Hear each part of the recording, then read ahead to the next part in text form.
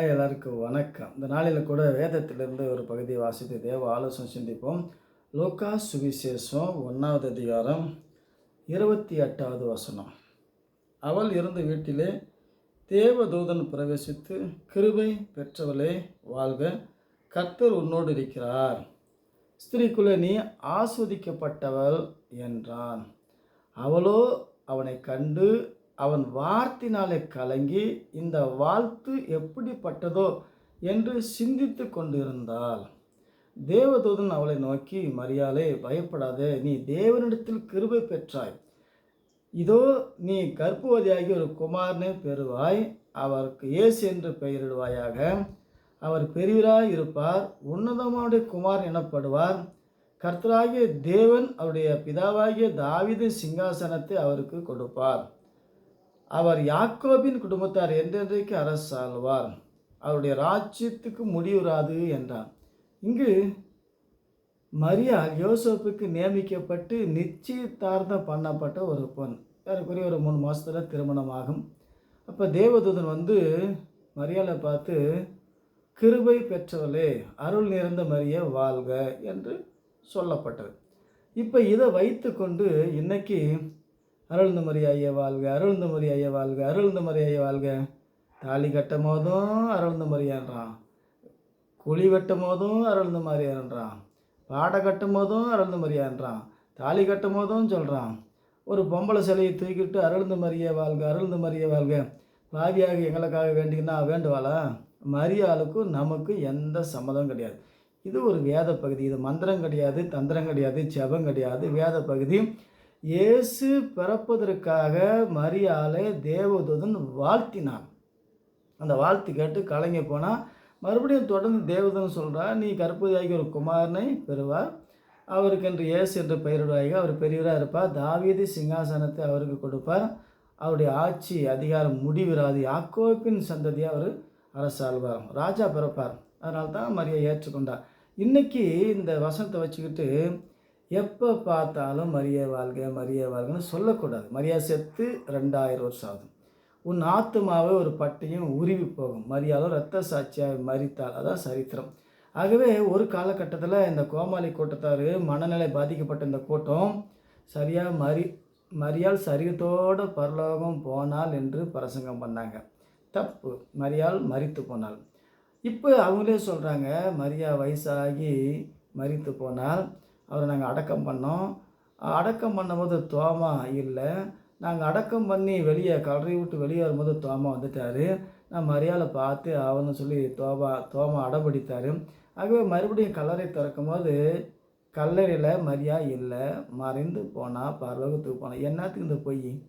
பூராமே பொய். நடு கோயிலில் நின்றுக்கிட்டு இந்த வெள்ளை நைட்டி போட்ட கள்ள பசங்க இந்த உலகத்துக்கு சொல்லி கொடுத்து, இந்த ஜனமும் மனநிலை பாதிக்கப்பட்ட கூட்டம் எப்போ பார்த்தாலும் எங்களுக்காக வேண்டிக்கலாம். யார் வேண்டுவாங்க? நீங்கள் ஊர் மேலே போவீங்க, உங்களுக்காக மரியா வேண்டிட்டு போல.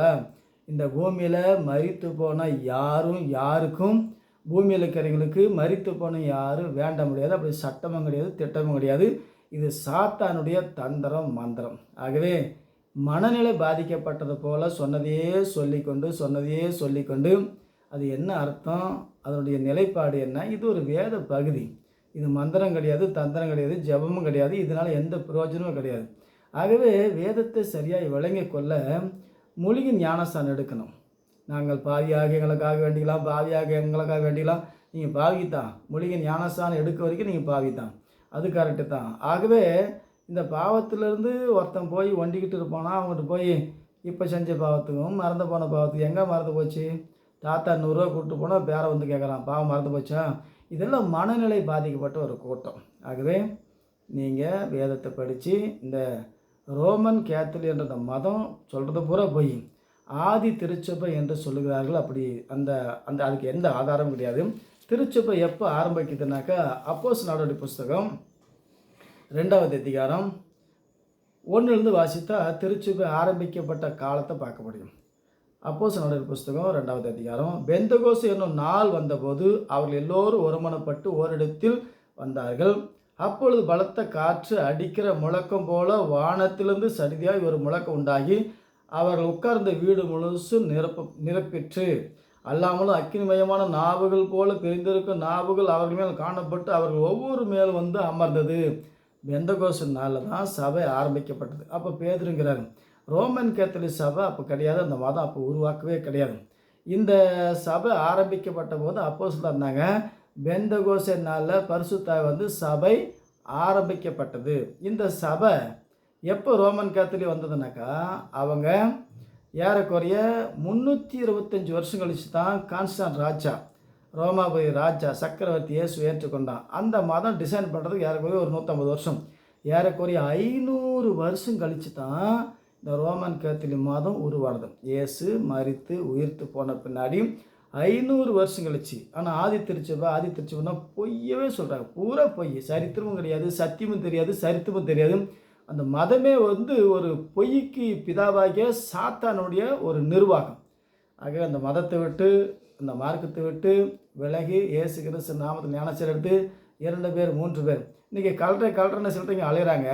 பொது கல்ற இருக்குது, மாணிக்கங்களோட பகுதியில் 100 ஏக்கரை பொது கல்ற இருக்குது. எந்த ஜாதி வேணுமோ அடக்கம் பண்ணிக்கலாம். ஆகவே கல்றைக்கும் செல்றைக்கும் அழியாத சீர்கட்ட ஜனமே, கூறுகட்ட கூட்டமே, மூலிகை ஞானஸ்தானம் எடுக்காவிட்டால் ஒருத்தனும் கிறிஸ்துவம் கிடையாது. இப்போ என்னை டாக்டர்னு யாரும் நம்புவாங்களா? ஏன்? ஊசி போட தெரியும், காசு வாங்க தெரியும், ஆனால் எந்த நோய்க்கு எந்த மருந்தும் தெரியுது. ஆகவே கூறுகட்ட கூட்டமே, கிறிஸ்துவம் என்று பொய் சொல்லி கொண்டு இருக்கிற கூட்டமே, வேதத்தை வாசிங்க. மூலிகை ஞானஸ்தானம் எடுக்காவிட்டால் ஒருவனும் கிறிஸ்துவம் கிடையாது. அது இயேசு கிறிஸ்து நாமத்தில் ஞானஸ்தானம் எடுக்கணும். பிதா குமாரன் பரிசுத்த, அது தப்பு. அது குருட்டு கூட்டம், இது செவுட்டு கூட்டம். அது பிதா கூட்டம் மாதா கூட்டமும் 2 கூட்டமும் ஆட்டம் கலந்து போகும். ஆகவே சொன்னதே சொல்லி கொண்டு தப்பாக வாழாதபடி வேதத்தை வாசிப்போம், யோசிப்போம், விசுவாசிப்போம். மீண்டும் சந்திப்போம். வணக்கம்.